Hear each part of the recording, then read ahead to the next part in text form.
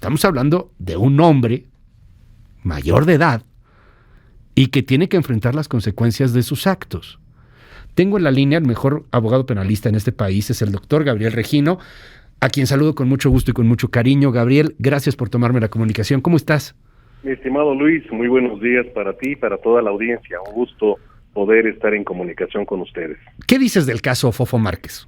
Mire, estamos ante una situación sumamente preocupante por lo siguiente. En primer lugar, sí, es un hecho que hay una agresión brutal a una mujer, sí, pero también hay un desencadenamiento de errores y de decisiones institucionales que paso a exponer de manera inmediata. Si bien es cierto, hoy vivimos en la era de la viralización y las redes sociales y que este tipo de hechos genera la indignación legítima de la sociedad, también lo es que las instituciones son eso, instituciones que deben de carecer de sensacionalismo y actuar de manera objetiva. Aquí, todo lo que ha venido pasando en cuanto a señalar a este sujeto como probable responsable de una tentativa de feminicidio y colocar las instituciones al centro del debate, el delito que se le está atribuyendo y al personaje en sí mismo, ha hecho olvidar a la institución, a la víctima. ¿Dónde está la reparación del daño a la víctima cuando esta es una de las principales metas del proceso penal? Hoy el sujeto, Fofo Márquez, está sujeto a prisión por un hecho que seguramente es lesiones calificadas por ventaja y que tiene una penalidad determinada. Pero lo más importante es repararle el daño psicológico y físico a la víctima. Y al determinar las instituciones que este sujeto enfrenta un proceso por tentativa de feminicidio, que es un total exceso, va a dejar a la víctima sola y esperar durante meses o quizá años a que se resuelva este conflicto judicial. Y mientras este conflicto judicial subsista, la víctima no va a tener un solo gramo de reparación del daño. Es un asunto importantísimo el que pones hoy sobre la mesa, Gabriel. Es la víctima. A quien agarraron a guamazos es a esta señora Edith. A quien vimos y todos estamos indignados es esta señora Edith. Y esta señora Edith tiene que pagar el doctor, el trauma, el psicólogo, el miedo, la tensión, etcétera. De lo que se trata esto es de repararle el daño a la señora, a Edith. Pero pues en esta sociedad y en este momento tan mediático, porque además es electoral y todo el rollo, pues queremos, y con justa razón, pues crucificar a este tipo, ¿no? O sea, el tribunal mediático es gacho, el tribunal mediático es duro en sus juicios y es totalmente cerrado y muchas veces muy falta de razón. Es la turba, a final de cuentas, y pues todo el mundo queremos ver al Fofo en prisión y ahí la fiscalía pues se apunta un aplauso diciendo que es tentativa de feminicidio. ¿Por qué no sería legalmente, de acuerdo a tu perspectiva, Gabriel, tentativa de feminicidio? ¿Por qué esto inclusive podría ser una ventaja para el Fofo Márquez, dado que pues están exagerando el delito contra esta mujer? Es un aplauso fácil el que se ganan las instituciones al subirse a la ola vindicativa derivada de la indignación social.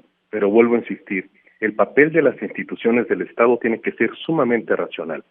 Si bien es cierto, puede haber coraje, odio y ánimos de venganza contra este personaje, una institución no puede interpretarlos, traducirlos y aprovecharse de la posición de poder para hacerlos.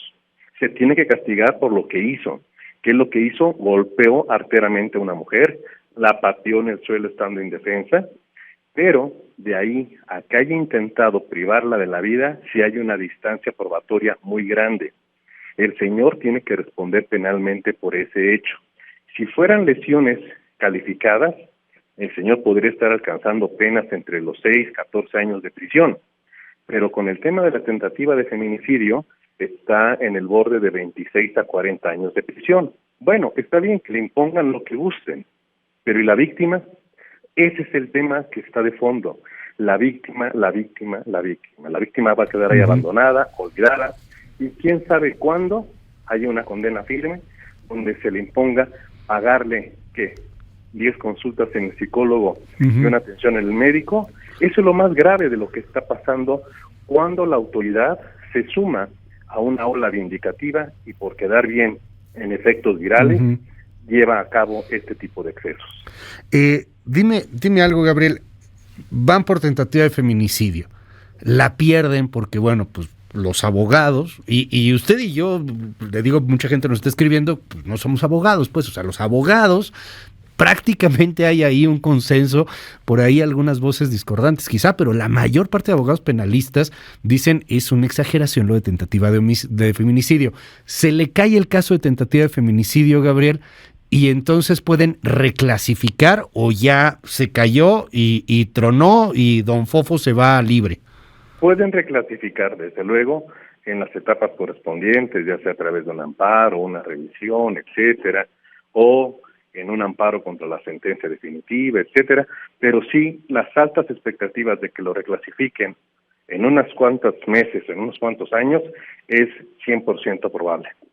Ahora vamos a lo políticamente incorrecto, ¿no? O sea, al final de cuentas, lo que voy a preguntarte es políticamente incorrecto y me van a querer linchar. Pero aquí lo importante es la víctima, y eso es cierto, ¿eh? Nadie está viendo a la víctima. Curiosamente estamos viendo cómo la golpearon, pero nadie está viendo que pues va a tardar muchísimo en poder tener una reparación del daño. Si fuera, por ejemplo, el delito de lesiones, ¿podrían llegar a alguna especie de acuerdo? Y lo digo con todo el respeto, sin ofender a nadie, por favor, pero que los abogados del Fofo se sentaran y le dijeran a la señora, oye, ¿sabes qué? Pues aquí está, pagamos esto, y además ahí te va una compensación de tanto dinero, no sé, de 1 millón de pesos, 5 millones de pesos, qué sé yo, pues el tipo tiene además muchísimo dinero. ¿Eso se podría hacer si fuera lesiones y no tentativa de feminicidio? La reparación del daño, tanto en las lesiones como en la tentativa de feminicidio, es una obligación que tiene que cumplir este sujeto, sí o sí. Desde luego que si se privilegiara el interés de la víctima, una víctima que, como bien dices, fue golpeada brutalmente, atacada, hoy está bajo un estado de estrés, de psicosis, está en todos los medios a nivel nacional, pero sin que nadie le diga, señora, ¿qué necesita? ¿En qué le ayudamos? Sí es posible, porque el proceso penal prevé ese tipo de mecanismos, ya sean acuerdos reparatorios, cuando el tipo penal, como lesiones calificadas, lo podría permitir, el pago de una compensación justa, adecuada, racional, y de todos los gastos que ha hecho y de todos los gastos que va a tener que hacer para estar equilibrada emocionalmente. Y todo se hace con base en periciales. Pero hoy pareciera que lo más importante es darle gusto a este ánimo vindicativo que todavía tenemos. Dime algo, Gabriel. Se ha hablado mucho de que el Fofo es un arma blanca porque sabe artes marciales. Él ha promovido en algunos videos pues que fue parte de Viral Fight, una cosa ahí pues de peleas entre influencers que le saben ahí a las artes marciales mixtas. Él tiene ahí su cinturón y bueno, pues sí sabe, ¿no? O sea, al parecer está relativamente entrenado, no sé si como Bruce Lee o como Kung Fu Panda, pero bueno, el tipo pues sabe karate, sabe golpear, sabe cómo agredir. ¿Eso es ser un arma blanca o algo por el estilo? Porque se habla también mucho de eso en las redes. Precisamente el tener habilidades en ese tipo de artes como las marciales es lo que constituye la calificativa de ventaja que agrava el delito de lesiones. Ahora bien, por un aspecto meramente anecdótico y cultural, pues esta creencia de que las personas que tienen habilidades como en el boxeo, como en el karate, son armas blancas, lamentablemente viene de una cuestión vicaria. No sé si el auditorio coincida con nosotros que cuando vamos a ver alguna película de carreras de vehículos o de peleas, salimos queriendo imitar acciones o escenas de la película. Claro. Eso se llama comportamiento vicario. Ajá. ¿Y qué fue lo que generó el comportamiento vicario de entender que una persona con habilidades en los puños, sus puños son arma blanca? Bueno, hay que decirlo. La película de La Pulquería, 1981, donde uno de sus actores, Rubén Cuas Olivares, que mata casi al agresor de su hermana, es detenido por policías. Y en la escena en la que es detenido por policías, el policía le dice, ¿no sabe usted que por ser boxeador sus puños son considerados como arma blanca?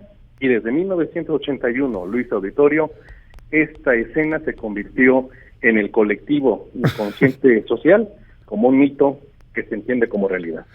Pero no existe en la ley. Vaya tema, no existe en la ley, es por la pulquería, es por este personaje y es porque en el 81 en la película le dicen, porque es boxeador, sus puños son arma blanca, y de ahí se nos quedó en el inconsciente colectivo de los mexicanos. Mira, nada más. Gabriel Regino, el mejor abogado penalista en este país. Un gusto, un honor poder platicar contigo, Gabriel. Gracias por regalarnos estos minutos. Un fuerte abrazo para ti y para toda la audiencia. Excelente fin de semana.